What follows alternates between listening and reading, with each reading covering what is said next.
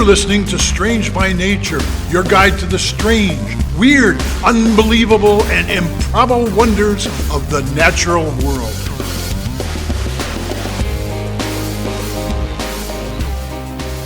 Hello, everyone, and thanks for being here today. I'm Kirk Mona, and joining me are Rachel Gimza and Victoria Thompson. We're all naturalists who together have scoured the world for weird and wonderful wonders, just to please your mammalian brain's desire for novelty. Isn't that nice?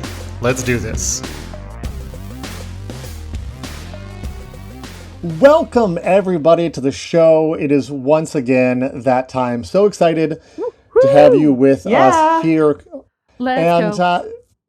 I'm going to kick things right off this week. I've got a little creature feature for you. Nice. And it's one that it's kind of fun. It's one my wife suggested. Okay. But first up, I need help from both of you. And our listeners, you can shout this out too, the answer, but we won't be able to hear you. What's the word we use to describe an arthropod that walks on 6 legs? Insect. Bug. Ooh. A bug? Some people might use the word bug, right? Mm-hmm. Insect is Yeah. Yeah, you've fallen for my little trap. Okay. Oh no. Are you talking about like I'm miming crustacean? Based on the Crawfish. miming I'm seeing, I may be. No, I'm not. Okay. An arthropod that has 6 legs is indeed an insect. Uh-huh. But I asked, what do we call an arthropod that walks on 6 legs? So there are many different animals that we classify as arthropods. Perhaps, Right. obviously, there's insects, It's a but also whole spiders, big ticks, thing. even crustaceans like Uh-huh. lobsters and crayfish, like I think you were hinting at. Mhm. So today I'm talking about an Crabs. arthropod, and it happens to have 8 legs. And Okay. when I say 8 legs, your mind may go to like spiders, but their Yeah. cousins, the scorpions, have 8 legs as well, and so do ticks. Right. So this arthropod, Yes. like we love that one, right?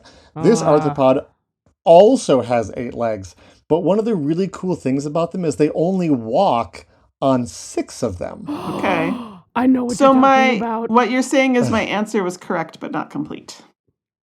Yes. Because most insects do Is it- in fact is- walk on 6 legs. Is it a Absolutely, yeah. Creepy Yep. crawly, Kirk? Is it a little creepy crawly? I Can I find mean, it in my house? It's a little creepy crawly. You could not find it in your house, no. Okay. But a bunch of our listeners potentially could. So in a really cool form of what you might consider like convergent evolution, Okay. this antenna-less animal uses the front 2 legs of its 8 in the place of antenna. And they're really just used for exploring and feeling their world. Because look, 6 legs is clearly enough to walk on. Heck, Right. 4 is enough to walk on, right? 2 is enough to walk on in our case. Barely. So like I trip all the time. you can, you can spare a few, right? Right. So they use 2 of the 8 basically as stand-in antennas, which I think that's super cool Genius. Yeah. enough right there. That works. What I want to talk about today are whip scorpions. Oh, Scorpions. Kirk, Yeah, now, I was going to do this last week. Oh, no near way. miss. Yeah. Oh my gosh. Oh, so close. we've only come close like that a few times. I One of these literally days, man. had like One of research these days. mostly done, and I Oh decided my on gosh. something else instead on the last minute. Woo! Well, It's hey, literally in my list on the very bottom right now. that's one for Oh the my record gosh. books. But Yep. on the other hand, I don't even know what a whip scorpion is. So There you enlighten go. me, please. So let's talk about this. They are not true scorpions. That's a really important, thing to note. Right. They are related to both spiders and scorpions, but they are in their own distinct group of animals. They basically look a lot like a scorpion. They have those 8 legs, but instead of having large pincer claws on the front, they have pincer jaws. Awful. So if you can picture like those pinchy claws Mm-hmm. of like a scorpion, now picture pinchy big giant mouth mandibles instead. Oh, sort of like an earwig looking thing? Kinda, yeah. Good enough right? that So- you can go, huh? Yeah, and you would big enough that you would not want to be bitten by one. No. Right? I mean, Yeah, no. it's Let's say although no. it gives it sort of a scorpion it gives scorpion vibes at first glance until you go, that's a mouth though. That's not its. Kind of like how a water so. scorpion gives you scorpion vibes at first, but it's not. See, now it's interesting you say that. Oh, I don't want to get too far off topic, but yeah. Water scorpions have never given me scorpion vibes in my life. Like, I don't know why on earth they call water scorpions scorpions. I've had kids think that they're legit scorpions. I don't think that they look like it. Did you prime them with the idea of it being called something called a water scorpion? No. Though? Interesting. They did have like the a stick guide, bug though. to me. They had the guide. See, that might be it. That might be it. Because, like, to me, they always look like stick bugs. They're just a stick with legs. That's There's fair. nothing scorpion much about them. Yeah. So, anyway. But these things do also some other reasons that make them look a little bit like a scorpion. They do have a large curled tail up over their back. But it's not like a scorpion tail. It's really skinny. It actually looks more like a really skinny ovipositor than like a thick, nasty hooked scorpion tail. Is that what the whip name comes from? Does it look sort of like a whip? Yeah. Okay. Yep. Because it got that long sort of whip-like little tail. So no, there's a lot of different numbers out there for how many species there are. I think because pretty much we're still learning about them, and also because I did a little bit of reading. Their taxonomy is a mess. It's a mess. Absolutely disastrous. It's been switched around so many different groups over the years, and no, they are this, they're that, and split apart different things and lumped back together. And are you a splitter or a lumper when it comes to the taxonomy? And I don't even, not informed enough to make a decision on that. I will say whatever the consensus is amongst those who study them, that's what I'll go with. But the problem is there's not necessarily consensus right now on some of this because, like, I saw some people saying, well, I'll say it's safe to say that there's over 100 species worldwide, but I've seen some numbers over 200 species worldwide. So, like, everyone doesn't even agree on, which things are separate species, and it's cool. Like, if you want to go into an area of study, maybe whip scorpions is a good thing to study because there's still stuff to be learned. We haven't sorted it all out. Now, they are mainly found in North and South America and also in Southeast Asia, though there is one species found, just one, in a tiny part of Africa. It's actually kind of a large area, but compared to the whole size of Africa, it's pretty small. They're only found in Senegal, Gambia, and Guinea-Bissau. Oh. So those are the only 3 countries where they can be found. And if you know your map, those are all on the far western edge on the little nub. Yeah. Exactly. So think about that for a minute. They're found just in the westernmost nub, and they're also found in South America. Does that seem interesting to you? Yes. The thought is that tectonics. These were part of the South American population, and they got cut off about 140 million years ago when Pangea broke apart. Amazing. Or actually, it wouldn't be Pangea, it'd be Gondwana land, like when Gondwana started breaking apart. That would be when this probably, kind of edge pot. Maybe they used to go further out too, but like the only ones left in Africa are in the very westernmost edge. I think genetically they've studied this one species and been like, these are related to the ones that are directly across the ocean. So very cool, more evidence of how plate tectonics works. So another really cool thing about these. So I want to focus just a little bit in now. We talked about this one in Africa that has to do with plate tectonics, but I want to talk about the biggest whip scorpion. Of course. It is called, appropriately, the giant whip scorpion. Or, in science words, Mastigoproctis gigantus. It might actually be giganteus. Sorry, giganteus. It's also called Grampus, which I like because it rhymes with Krampus, which makes me smile. These can get to be 2.5 inches long, so about 60 millimeters. Pretty. That's too big. Good size. That's fairly large. Yes. Though I have, again, when we throw these numbers out there, it's always like, are we going for average size? Are we going for biggest size? Right. Are you looking body length? Is it like mouth to end of tail? Yeah, there were reports of some people online saying they had seen like 3-inch ones. I've measured a 3-inch one, and you're like, okay, maybe. So they can maybe get to 3 inches. I think Photo, that the or it didn't happen. general upper limit is 2.5, but just know Hmm. that people claim they can get a bit bigger. But that's always a weird thing.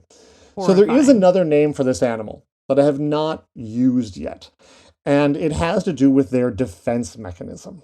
Okay. So these animals can actually produce acetic acid Oh. inside their bodies, Hmm. and they can forcefully shoot it at enemies to keep them away. Uh-huh. Which So they shoot is vinegar at their enemies.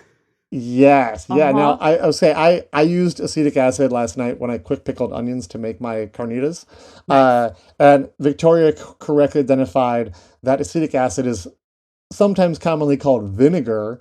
Um, Hmm. and so one of the common names for this animal is the vinegaroon, That's Vinegaroon. so fun. It's cute. which is one of the cutest names for an That's so animal. cute. It kind of sounds maybe a little more badass than it is because it's vinegar. It's not like Hmm. they're shooting I mean, face melting if it acid. gets in your eyes, it stings a lot. Well, we're gonna get to that here. We'll get to that in a minute. Oh. So I will say that the giant whip scorpion, so also known as the vinegaroon or the giant vinegaroon in this case, is found in the southern United States. So some of our U.S. listeners Okay. may have seen these or have them crawling around where they live.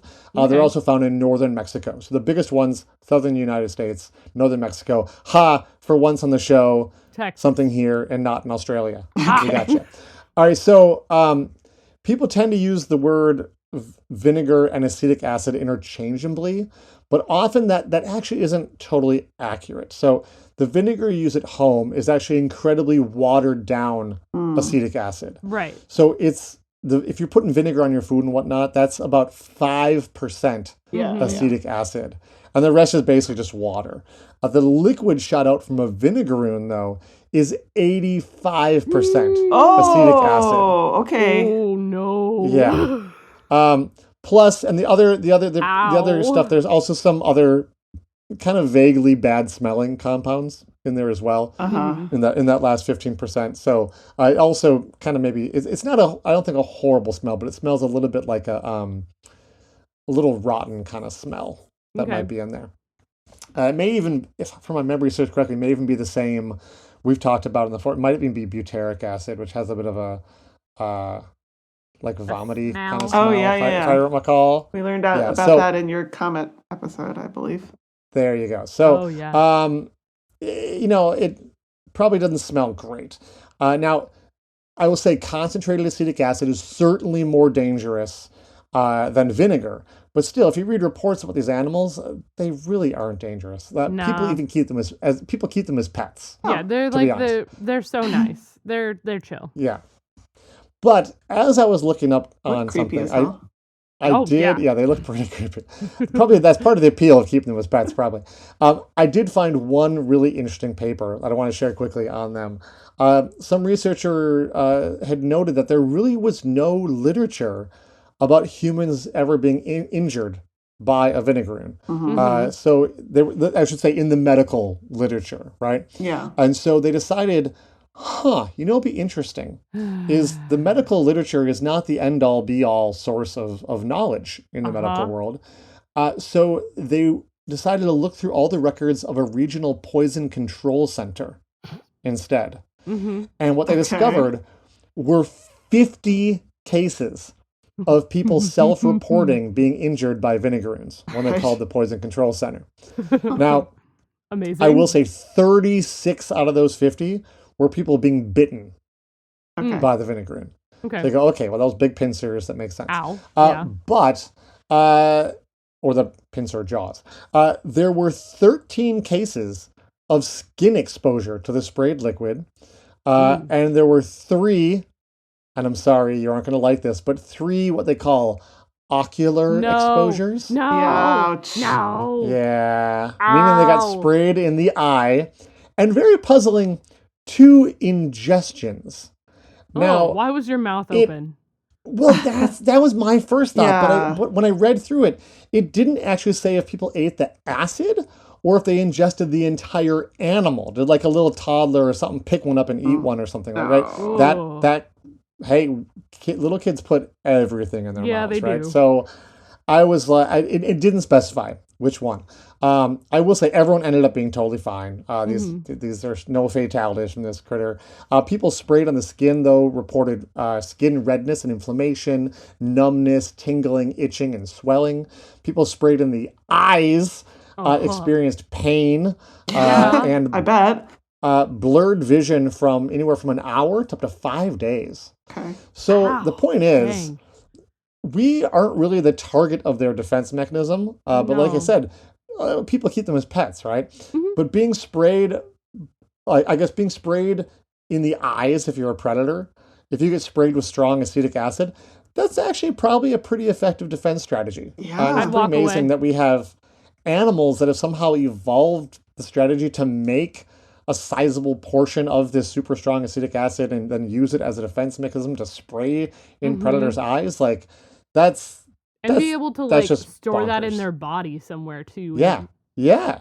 Dang. Without it being detrimental. I mean, we store acid in our bodies too. Yeah. So That's that's a thing that happens in animals, but it doesn't make it any less bonkers. But look, that's all I have on vinegaroons. I just think they're really cool critters. Some of the background numbers, things like that, of course, I got from our friends over at Wikipedia.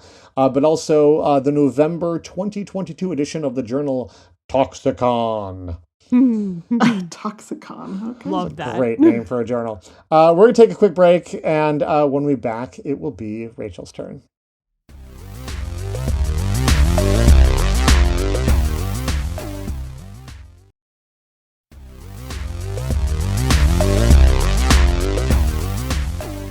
Welcome back to the show, everyone. So this is, I find that the fact that you covered whip scorpions, Kirk, is actually really funny, and you're going to find out real fast. So Okay. just recently, not fast. So just recently, Kirk, you covered, She's going to beat around the bush a bit, folks. yes, I am. It's very funny to me that you talked about the whip scorpion and things that spray, because, oh my gosh. Anyway, you just recently talked in episode 202 about animals Okay. that can drink seawater. So it's pretty yeah. recent. Yeah, I remember that. Yeah. Yep. Yeah. During that, you talked about some birds, the petrels, and you talked about marine mammals that are able to regulate seawater. Petrels in particular, when you started talking about this, I thought maybe you would bring this up, but it was a little more of a tangent to the topic that you were already doing, so I'm not surprised. But it did inspire me to do that. I love when this happens. Yeah. So this particular bird is in the petrel family of sorts. It's in the same petrel group. So it does have that group is tubular nose. all messed up, like we talked about. It's, exactly. It's a complete mess. So this particular bird does have a tubular nose that is able to eject salt and things out of its nose.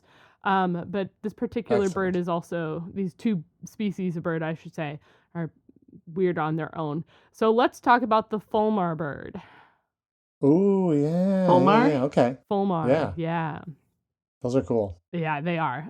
So they're not a gull. They're a petrel. They look a lot like a gull, though, like the ones that you see in parking lots and things like that. They do look pretty your similar. average person is like a big white bird over the water. It's a gull. Yeah. There are two species of the Fulmar. There's the northern Fulmars and the southern Fulmars. And they very much are in the northern part of the ocean and the southern part of the planet. So like amazing. Northern ocean, southern ocean, and that is how they are differentiated just by range. They look a little bit different, and I'll get into it. They're part of the family Procellariidae. I had it earlier. They are part of the family Procellariidae. Yeah. Okay. Procellariidae. I feel like they should go in the outtakes. We're going to go with that. It's been a little while. I was doing so well. Anyway, so these birds have white bodies. They look like gulls. They have wings. They have webbed feet. The northern species have more of a grayish tinge to the top of their wings, to the back of their body. They have a yellow bill.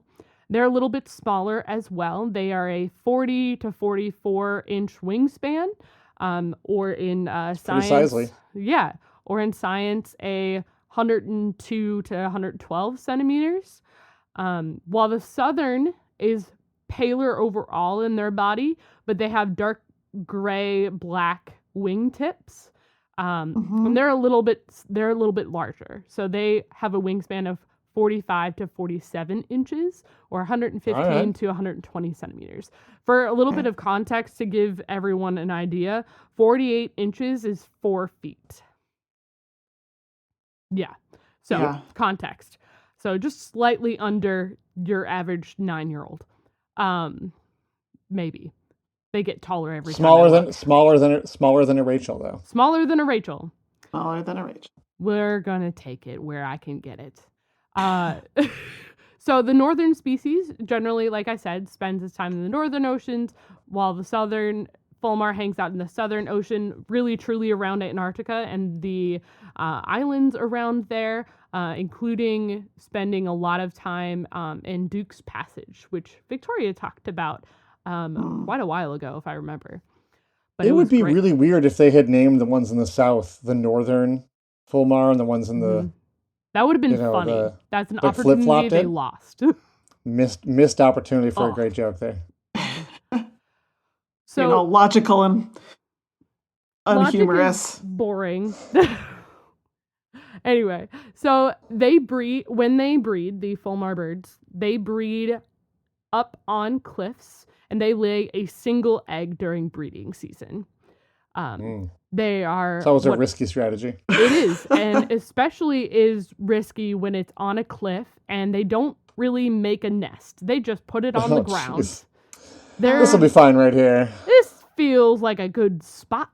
How about a few pebbles to keep it from rolling? No. Seems like a bad... It does seem like a bad strategy, doesn't it? I mean, eggs are egg-shaped so they won't roll. Yeah. Right. So they're doing okay, I guess.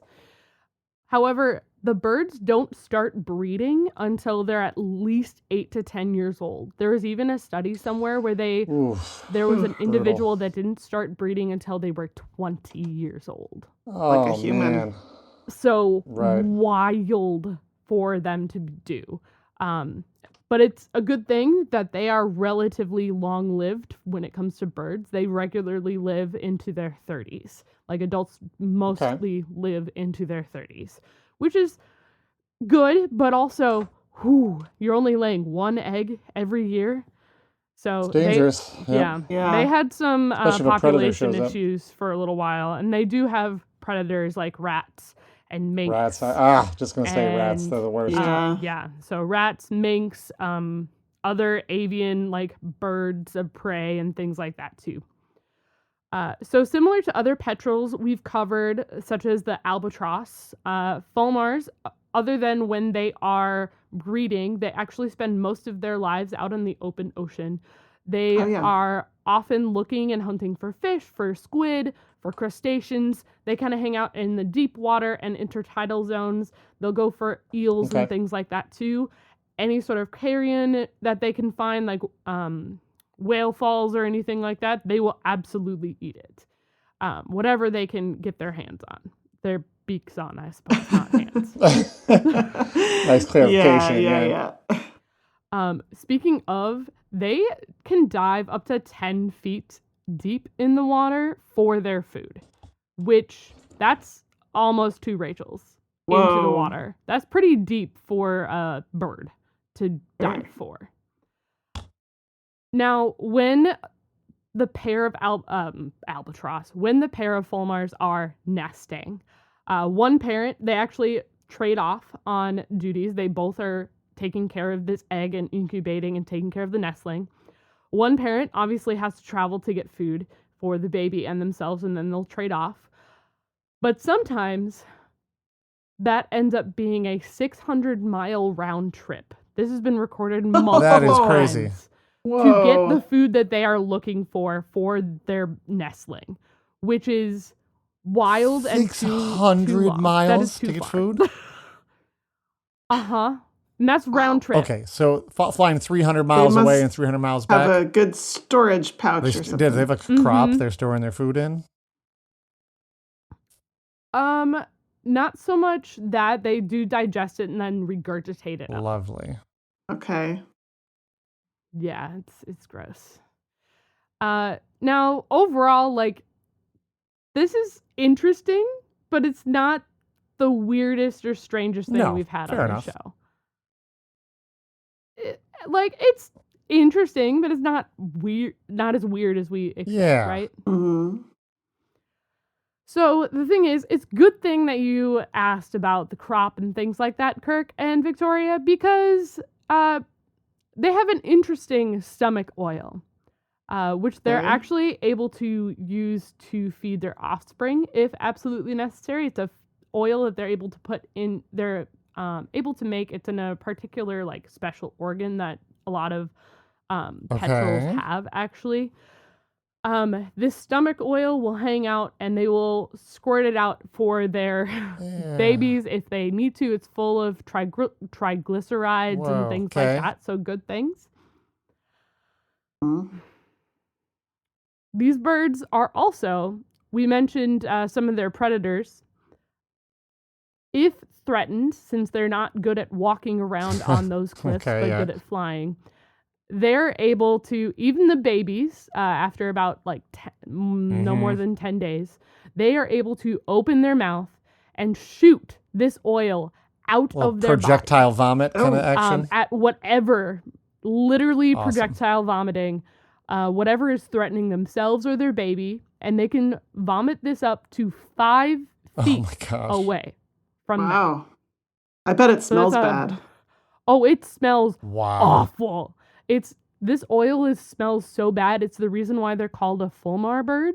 The Norse, the name comes from the Norse language, or from Norse, and it translates to foul gall. Okay. It smells like rotting fish. That's not my favorite. Not my favorite smell.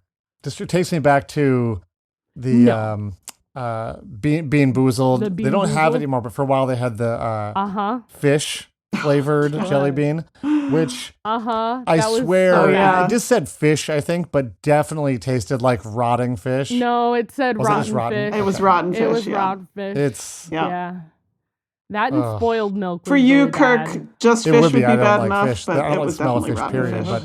But that, we've all.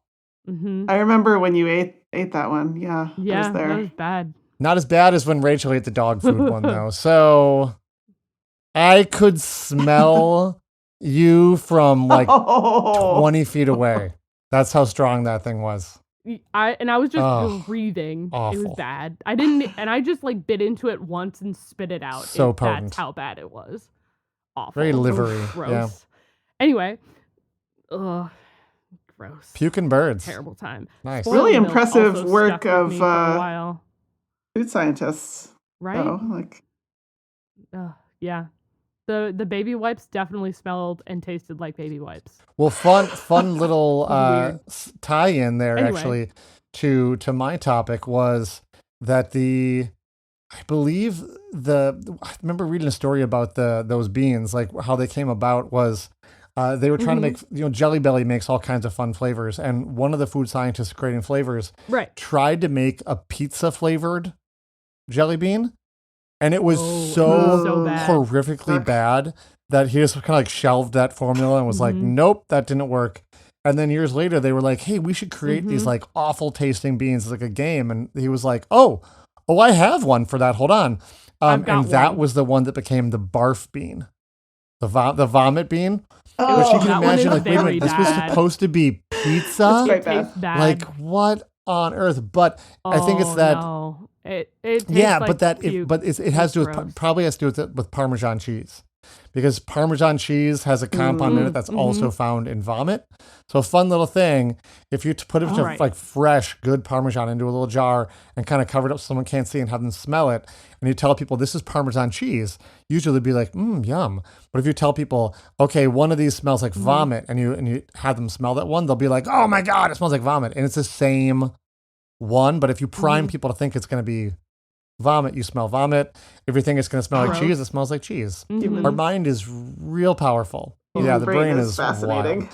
But it is, I believe, it's the Patterns same are chemical weird. that is in the vinegaroons, that extra acid. Yeah, butyric So I'm like, well, acid. that's really cool. Nice little tie-in. That is very cool. I feel like Yeah. we've We wandered have, very far as we off are wont to do. Well, it happens. It's fine. So just a couple little bits then. So not only is this foul gall, this stomach oil that is like shot out of their mouth, for any avian predator, so any birds of prey, this oil can cover and mat the feathers of that bird, and which actually can lead to death of that particular bird because this awful smelling oil, rotting fish, rotting, like, ugh. It doesn't come off in water, and the smell can stick around. So, like, if you're a bird of prey and you try to, like, wash it off, you can't. So it mats their feathers. Awful. Oh, boy. But the smell, y'all, the smell can stick around on the predator, the aggravator, for months or years. Years. That's so awful. You can smell, if you get hit with this, you are going to smell like that stomach oil, like rotting fish. I'm going to get a gallon of Gojo and just it like... also has like a wax ester. It has like a wax ester part of it. So it really just sticks onto whatever the perpetrator is. It's so you terrible. need some like industrial solvents or something to get the stuff off you. Ugh. Ugh. Yeah. So don't go for this vomiting bird. Leave it alone if it's nesting. I mean, leave all nesting birds alone, I think is a fair statement, but especially this one. Yes. Except for chickens. Fair enough. Chickens are fine. Ducks. It'll be fine. Yeah. But that's what I have for you both today. For everyone is the Fulmar birds. They vomit as a defense mechanism, and it's gross.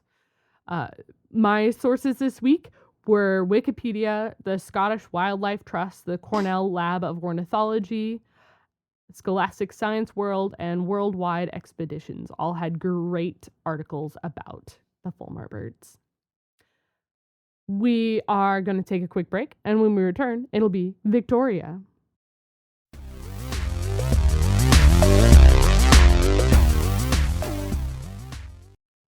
All right, we're back. I have something that is not about a defense mechanism. It is completely different. Mixing it up this week. Yeah. In fact, it's more of like I don't want to say, you could say human interest. It's human related. Anyway. Okay. I want to talk about a group of people whose inborn trait has been discriminated against for centuries.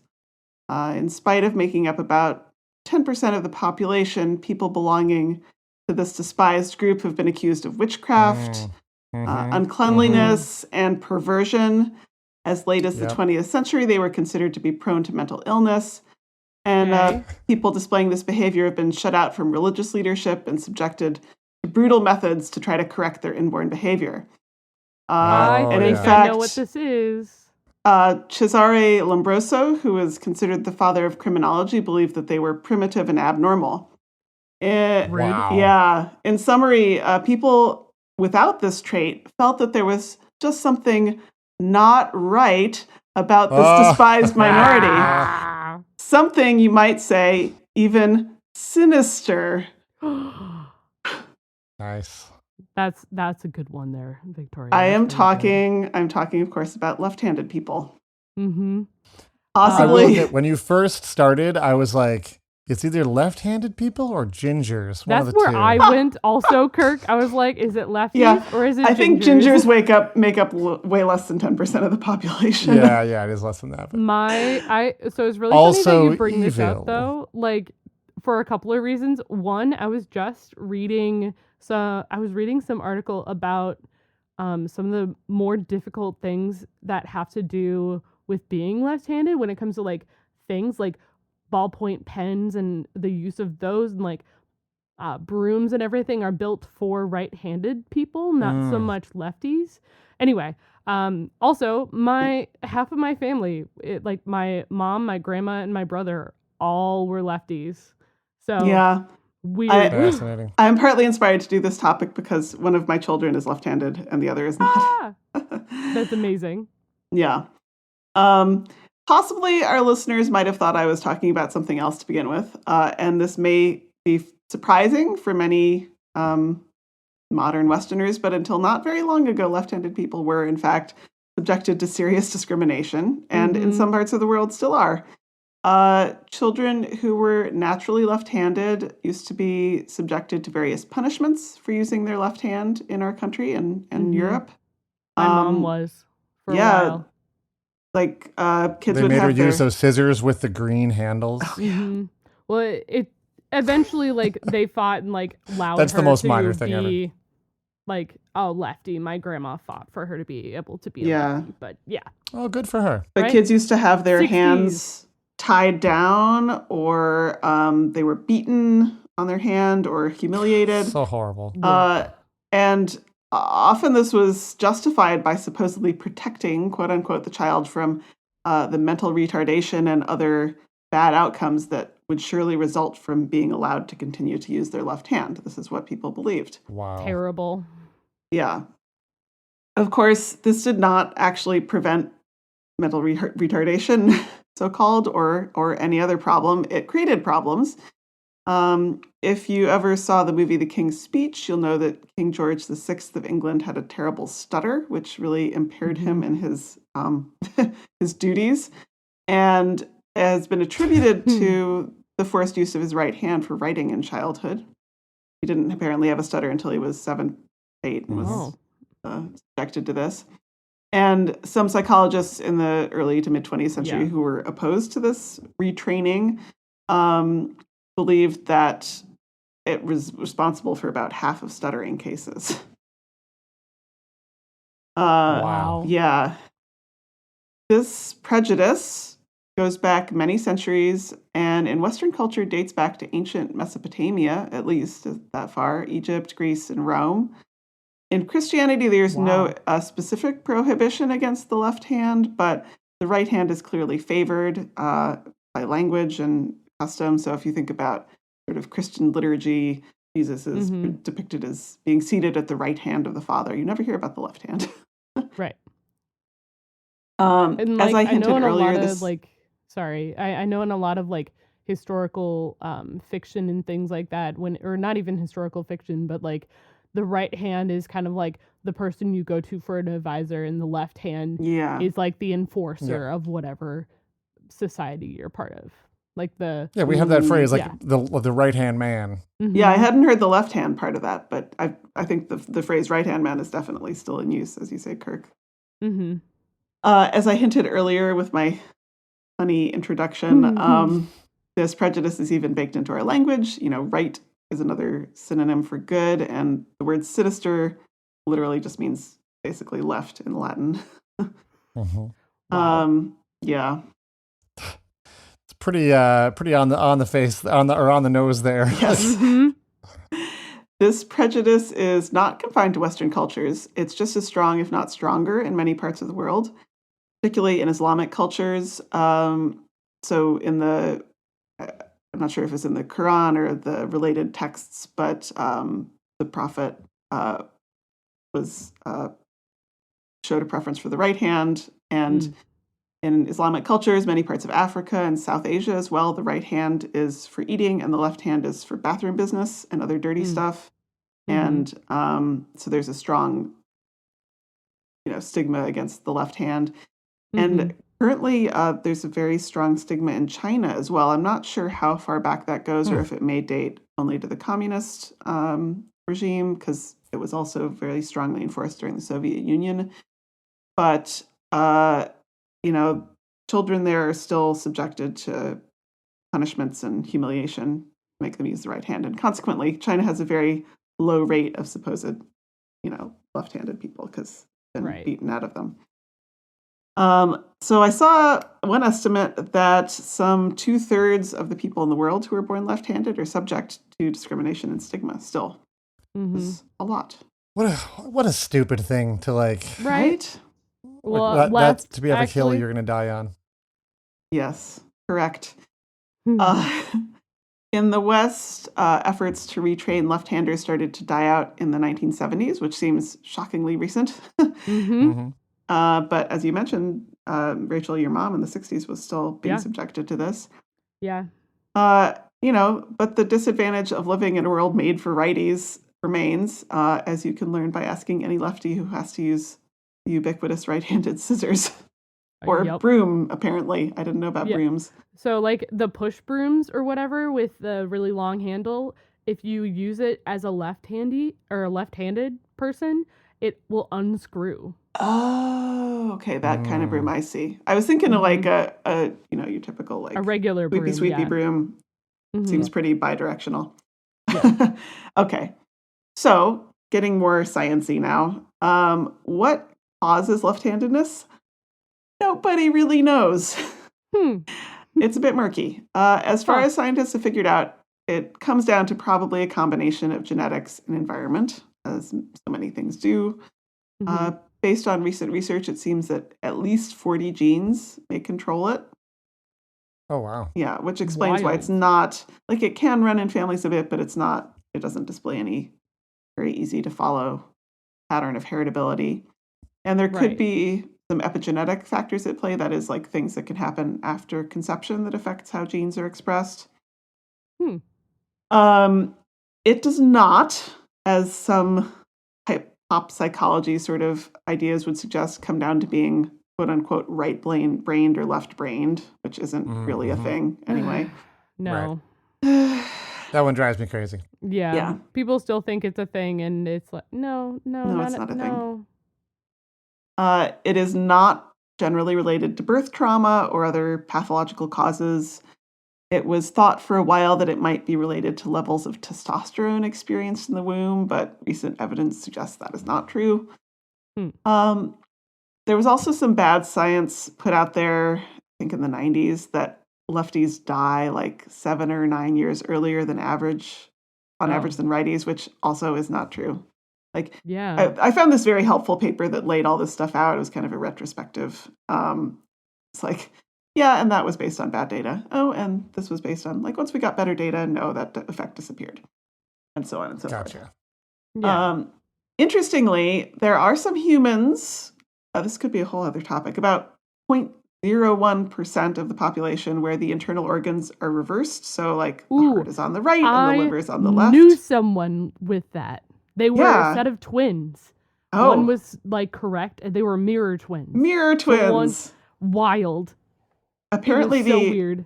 The actress Catherine O'Hara, who if you have seen, she's been in a lot of stuff. Home Alone, all the Christopher Guest mockumentaries. It's Greek. Anyway, she's apparently got this. It's called situs inversus.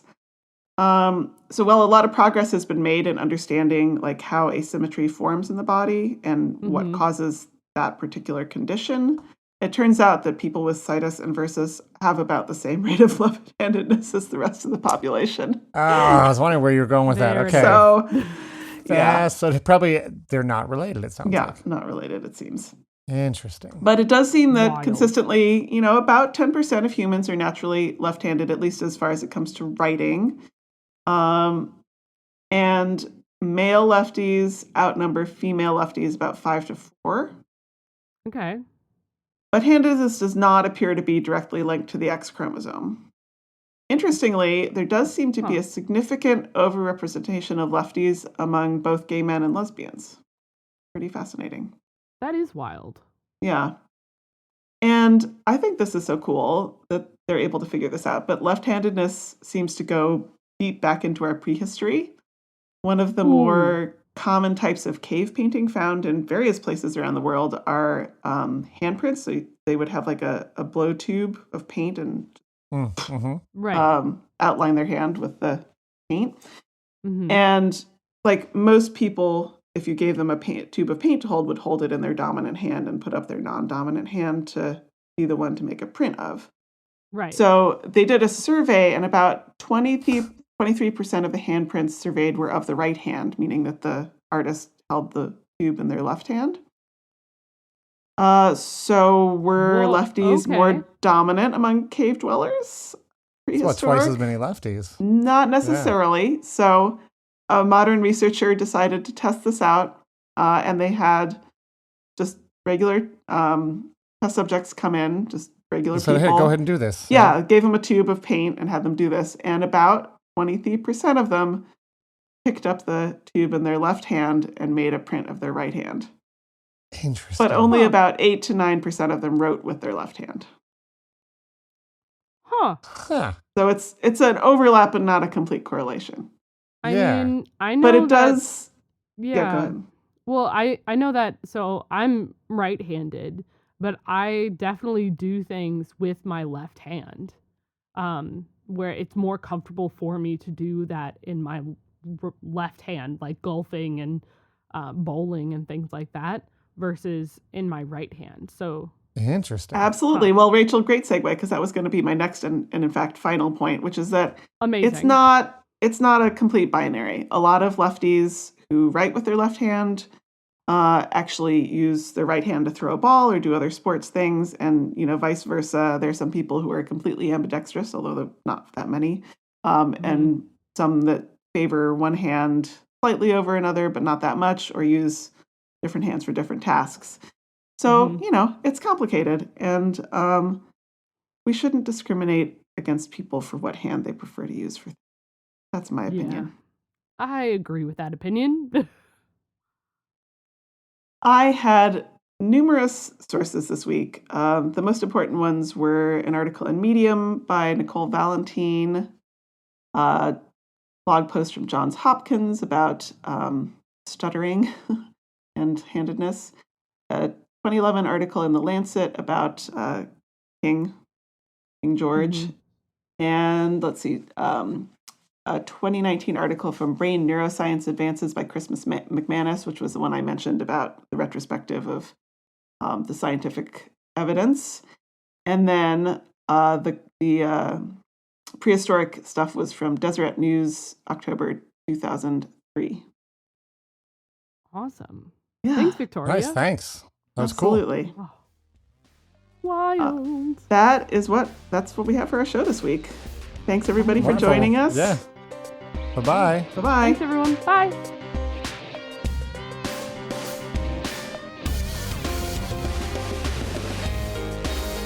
Thanks, everyone, for listening to today's show. Be sure to subscribe. New episodes drop every Wednesday, and we love sharing this strange world with all our listeners. If you would be so kind as to leave us a 5-star rating and review wherever you get your podcasts, that would be great. It lets other lovers of the strange discover the show. You can reach us by searching for Strange by Nature Podcast on Instagram, Facebook, and Blue Sky. You can send us an email as well. Our address is contact@strangebynaturepodcast.com.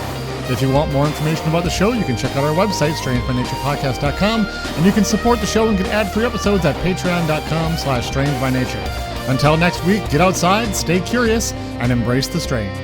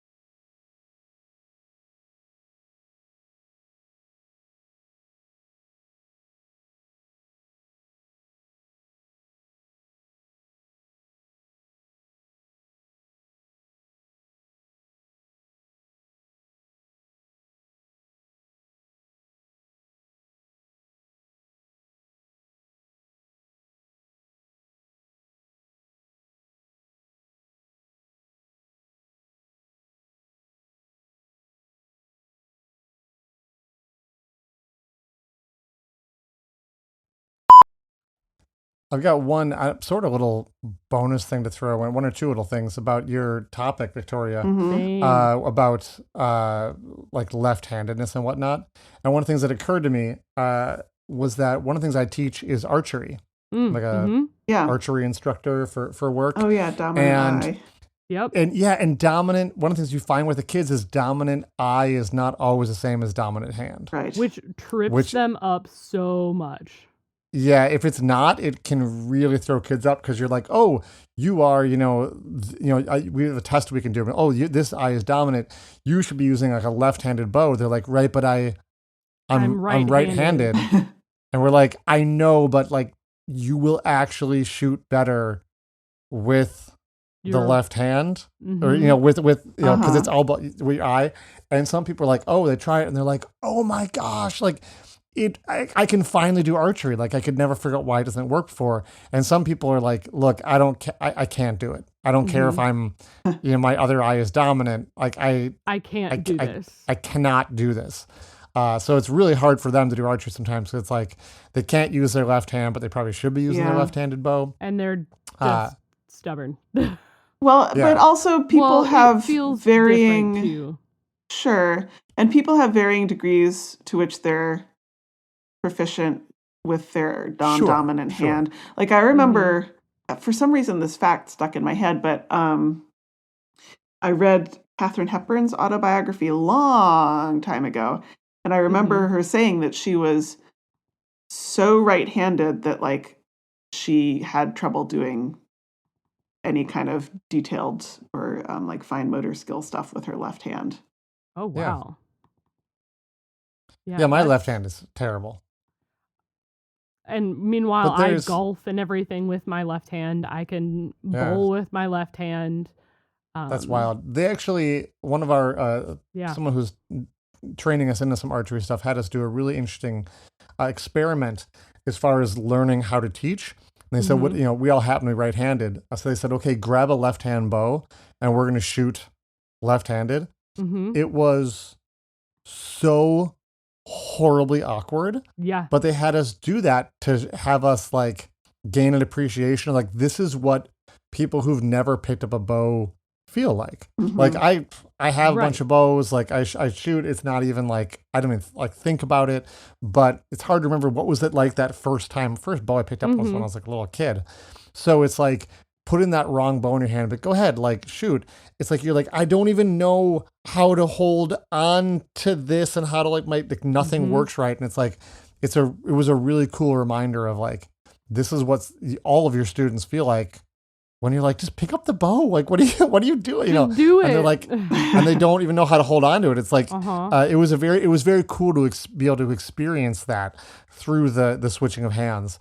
Just be putting yourself in the place of somebody who's new to something as opposed to someone using the wrong hand. Right. So that was just a really cool experience. Yeah. That is really wild. Yeah.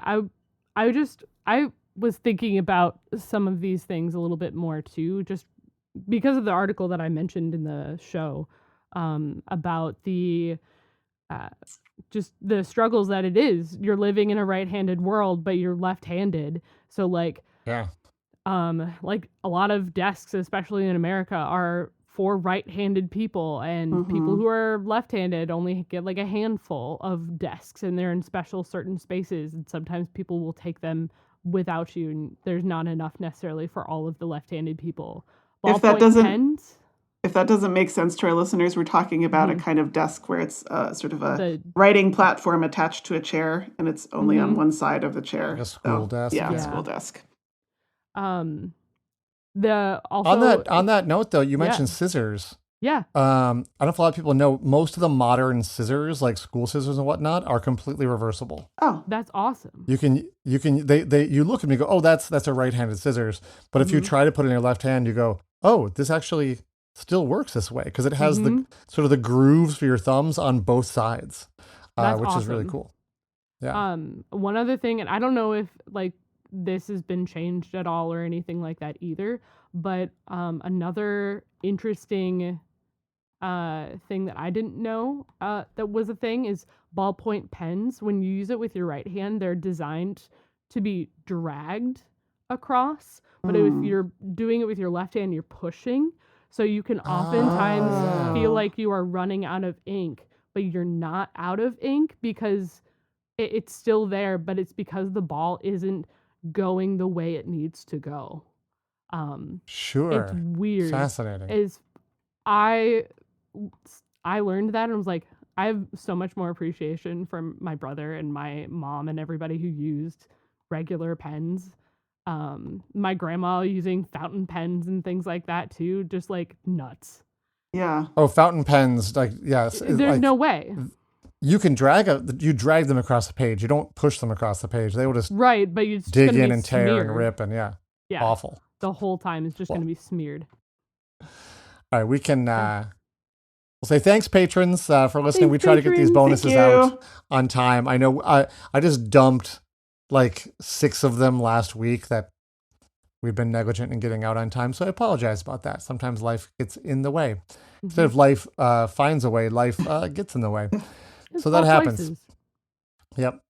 Which I should post. Speaking of, I should post up for our patrons to see what my wife made me for that was Christmas. Beautiful. Yes. She did a cross stitch that says "Life finds a way," and it's got Jeff Goldblum like reclining on it in an alluring fashion. Beautiful. in an alluring fashion. Yeah, it's pretty hilarious. So I'll have to post a photo for our patrons. It's so great. Anyways, thanks you guys. All right. Bye-bye. All right, bye.